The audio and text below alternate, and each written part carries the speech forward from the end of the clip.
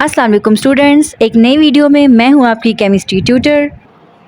Students, previous lecture में हमने class 10th chemistry के chapter number 1 physical states of matter and phase changes के topic interconversion of physical states को study किया था।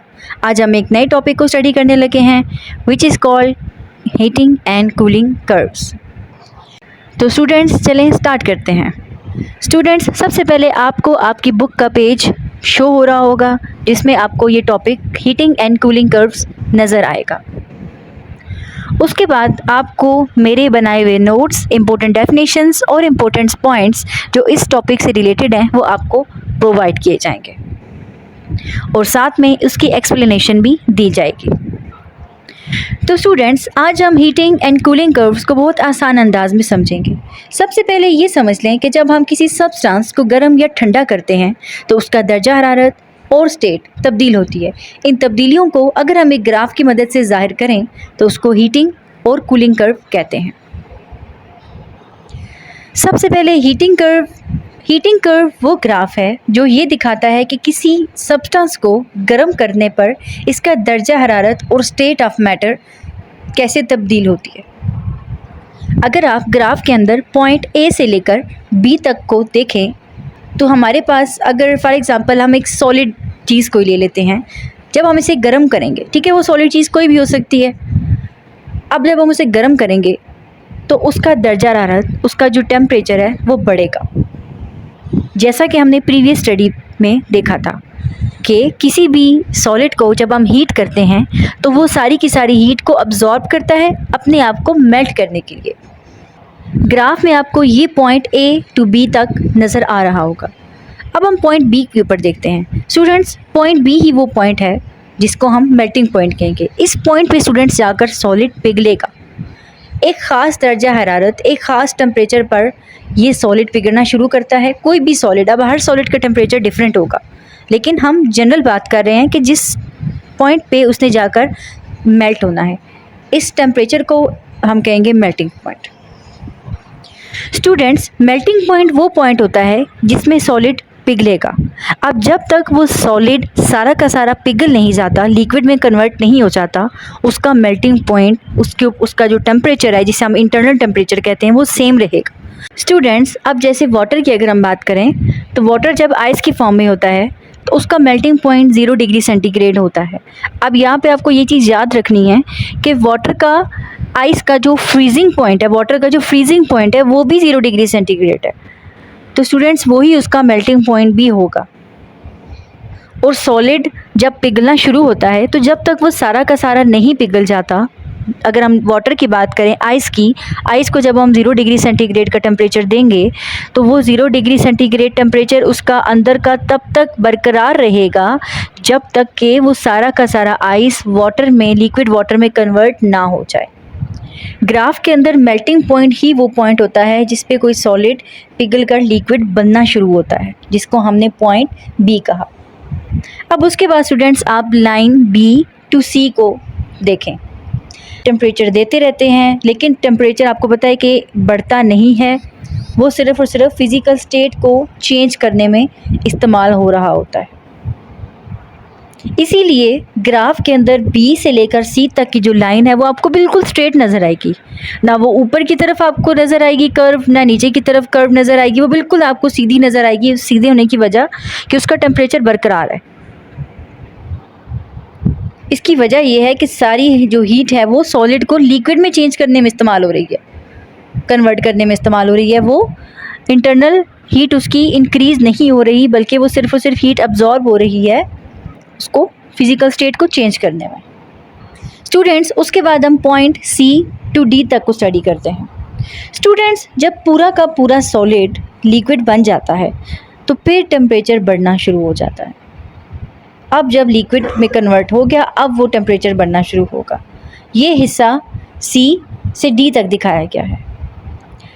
पॉइंट डी है जो आपके पास, वो बॉइलिंग पॉइंट है। आपको पता है कि लिक्विड को जब हम हीट देते हैं तो वो बॉयल होगा। एक दफ़ा सॉलिड मेल्ट हो गया तो अब लिक्विड ने बॉयल होना है। अब एक ख़ास टेम्परेचर पर ही जाकर लिक्विड बॉयल होना शुरू होता है। इस टेम्परेचर को कहते हैं बॉइलिंग पॉइंट। बॉइलिंग पॉइंट ही वो टेम्परेचर है जिस पर लिक्विड गैस में चेंज होना शुरू होता है। स्टूडेंट्स, उसके बाद हम लाइन डी टू ई को स्टडी करते हैं। अब हम दोबारा हीट देते हैं और हीट देते रहते हैं जब तक कि टेम्परेचर नहीं बढ़ता, क्योंकि ये हीट लिक्विड को गैस में चेंज करने के लिए इस्तेमाल हो रही है। इसलिए डी से ई तक का जो टेम्परेचर है वो कांस्टेंट रहता है और लाइन आपको सीधी नज़र आएगी। उसके बाद students point E to F, जब पूरा लिक्विड गैस में चेंज हो जाता है तो मज़ीद हीट देने पर गैस का टेम्परेचर बढ़ने लगता है। ये पॉइंट आपको ई से लेकर एफ तक नज़र आएगा। ओके स्टूडेंट्स, अब स्टूडेंट हम इस पूरे ग्राफ को रिवर्स देखेंगे और वो रिवर्स ग्राफ आपका कूलिंग कर्व होगा। जब हम गैस को ठंडा करते हैं तो गैस को ठंडा करने से इसका टेम्परेचर कम होना शुरू हो जाएगा।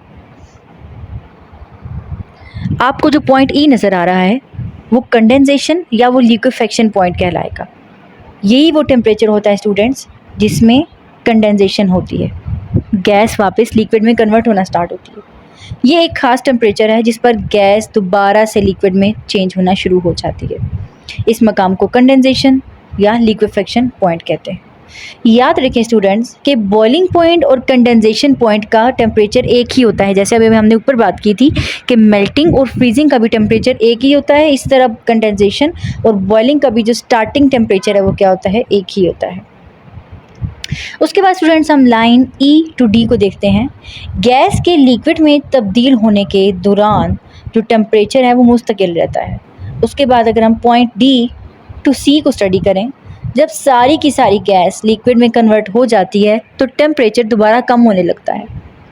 उसके बाद अब हीट उसमें से रिलीज़ होगी। ठीक है, आपने ये चीज़ नोट करनी है कि हीटिंग कर्व में हीट अब्जॉर्ब हो रही थी एक स्टेप से, एक फिजिकल स्टेट से दूसरे फिजिकल स्टेट में जाने तक, तो जाहिर बात है उसमें अब्जॉर्ब हो रही थी तो रिवर्स डायरेक्शन में वो क्या होगी, वो रिलीज़ होगी। उसके बाद स्टूडेंट है point number C, freezing point. एक ख़ास टेम्परेचर पर लिक्विड जम कर दोबारा सॉलिड बनना शुरू हो जाता है, इसको हम फ्रीजिंग पॉइंट कहते हैं। स्टूडेंट्स, फ्रीजिंग पॉइंट और मेल्टिंग पॉइंट का टेम्परेचर भी एक ही होता है, ये हम पहले बात कर चुके हैं। उसके बाद students line to C to B को स्टडी करते हैं। लिक्विड के सॉलिड में चेंज होने के दौरान टेम्परेचर कांस्टेंट रहता है। ऐसे एग्जांपल से देखते हैं, जैसे आइस टू वाटर, बर्फ़ को गर्म करें, टेम्परेचर है वो क्या होगा, इंक्रीज़ होगा, 0 डिग्री सेंटीग्रेड तक पहुंच जाएगा। 0 डिग्री सेंटीग्रेड पर ही बर्फ़ पिघलना शुरू हो जाती है, ये आपको पता है।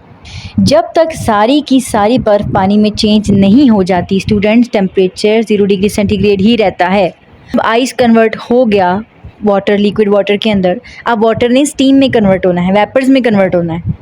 मज़ीद आप टेम्परेचर देंगे जब पानी को तो उसका टेम्परेचर बढ़ेगा और 100 डिग्री सेंटीग्रेड तक जब पहुँचेगा तो उस 100 डिग्री सेंटीग्रेड पर पानी बॉयल होकर भाप बनना शुरू हो जाएगा।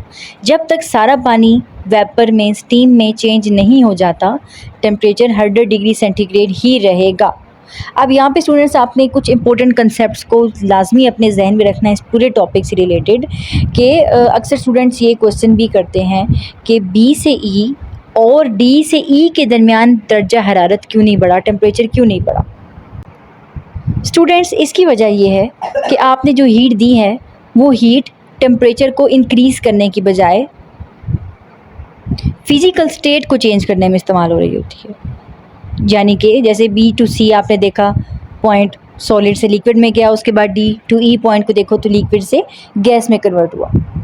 उसके बाद आपकी बुक के पेज के अंदर कुछ इंटरेस्टिंग इन्फॉर्मेशन और साइड बॉक्स भी है आपके बुक में, हम इसको भी अंडरस्टैंड कर लेते हैं। स्टूडेंट्स, अगर आप इंटरेस्टिंग इन्फॉर्मेशन को स्टडी करें तो उसमें बताया गया है कि कुछ ख़ास मटेरियल्स होते हैं जो हीट को स्टोर भी कर सकते हैं और ज़रूरत पड़ने पर हीट रिलीज़ भी कर सकते हैं। इस तरह के मटेरियल्स को हम स्टूडेंट्स कहते हैं PCM, फेस चेंज मटेरियल्स। जब ये मटेरियल अपनी स्टेट चेंज करते हैं, जैसे सॉलिड से लिक्विड या लिक्विड से सॉलिड बनते हैं, तो ये हीट अब्जॉर्ब या रिलीज़ करते हैं। इसी वजह से इन्हें थर्मल रेगुलेशन यानी टेम्परेचर कंट्रोल करने के लिए यूज़ किया जाता है। फॉर एग्ज़ाम्पल, कुछ कपड़ों में यूज़ होते हैं ताकि इंसान को ज़्यादा गर्मी या सर्दी महसूस ना हो। बिल्डिंग्स की इंसुलेशन में यूज़ होते हैं ताकि अंदर का टेम्परेचर कंफर्टेबल रहे। ये थर्मल एनर्जी को स्टोर करते हैं एंड रिलीज़ करने में भी हेल्प करते हैं। उसके बाद स्टूडेंट्स आपके डिड यू नो बॉक्स के अंदर अगर हम देखें तो जो आपको बात बताई गई है, अगर हम उसको अंडरस्टैंड करने की कोशिश करें तो स्टूडेंट्स हम आम तौर पर समझते हैं कि मैटर की स्टेट सिर्फ टेम्परेचर चेंज करने से बदलती है, लेकिन ऐसा हमेशा नहीं होता। कभी कभी प्रेशर भी इन्वॉल्व होता है बीच में। जैसे मैं आपको एग्जांपल दूं आइस की, जब स्नो बॉल मेकर अपने हाथों से बर्फ़ को दबाता है तो प्रेशर बढ़ता है। उस प्रेशर के बढ़ने की वजह से पिघल सकती है बर्फ़ पिघलती है। उसके बाद स्टूडेंट नेक्स्ट अगर हम एग्जांपल में जाएं, अमोनिया गैस। नॉर्मल जो एटमॉस्फेरिक प्रेशर पर अमोनिया गैस जो है स्टूडेंट्स, नॉर्मल एटमॉस्फेरिक प्रेशर पर अमोनिया गैस -34 डिग्री सेंटीग्रेड पर लिक्विड बनती है। लेकिन वही अगर आप प्रेशर को काफ़ी ज़्यादा बढ़ा देते हो, ठीक है, तो अमोनिया को अगर 25 डिग्री सेंटीग्रेड पर अगर आप एटलीस्ट प्रेशर को ले आते हो, बढ़ा देते हो, तो वो 25 डिग्री सेंटीग्रेड पर भी अमोनिया जो है वो लिक्विड बनाया जा सकता है अमोनिया को।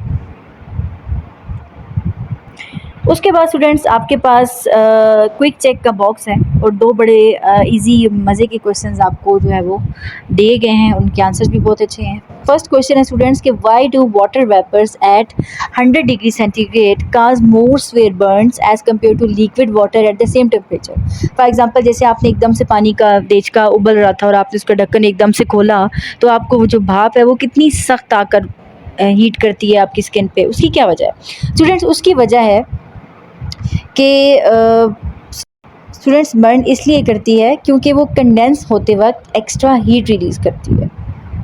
जैसे कि 100 डिग्री सेंटीग्रेड की जो स्टीम है, 100 डिग्री सेंटीग्रेड का पानी, ठीक है, वो दोनों बराबर है ना, सेम हीट है। लेकिन ये फ़र्क है कि 100 डिग्री सेंटीग्रेड पर बॉइलिंग के टाइम पे जो वाटर स्टीम में कन्वर्ट हो रहा है बनिस्बत उसके लिक्विड वाटर के, उस स्टीम ने ज़्यादा हीट अपने अंदर अब्जॉर्ब की हुई है, इसी वजह से वो स्टीम की फॉर्म में आपको नज़र आता है। अगर वही एकदम से जब आप उसे कंडेंस करोगे अपनी स्किन के साथ, जब आप टच करोगे, उसका टेम्परेचर एकदम से कम होगा तो वो एकदम से हीट को रिलीज़ करेगा। वो हीट ही आपको जो है वो बहुत सख्त आकर टच करती है। उसके बाद स्टूडेंट्स अगर क्वेश्चन नंबर 2 में हम देखें तो why do we feel comfortable wearing cotton clothes in summer, के गर्मियों में हमें जो कॉटन के कपड़े हैं वो ज़्यादा कंफर्टेबल क्यों लग रहे होते हैं एज़ कम्पेयर टू कोई और, जो जैसे रेशमी टाइप कुछ भी स्टफ़ हो गया, वो अच्छा नहीं लग रहा होता, हमें कंफर्टेबल नहीं लग रहा होता, कॉटन लग रहा होता है। उसकी क्या वजह है? तो स्टूडेंट्स कॉटन के जो क्लॉथ्स हैं वो स्वेट अब्जॉर्ब बहुत अच्छे से करते हैं, एवेपोरेशन भी उनमें होती है, जिसकी वजह से फिर बॉडी को वो कूल रखते हैं। वो पता है कि evaporation is a cooling phenomena. Cotton के कपड़े पसीने को अब्जॉर्ब कर लेते हैं। जब पसीना एवेपोरेट होता है तो वो हमारे बॉडी से हीट ले जाता है, ठीक है, जिससे जो हमारी बॉडी है वो ठंडी हो जाती है और हमें कंफर्टेबल फील होता है। स्टूडेंट्स, उम्मीद है आपको हीटिंग और कूलिंग कर्व्स का पूरा कॉन्सेप्ट आसानी से समझ आ गया होगा। अगर वीडियो पसंद आए तो लाइक, सब्सक्राइब और शेयर करना ना भूलिएगा। Thank you. अल्लाह हाफिज़।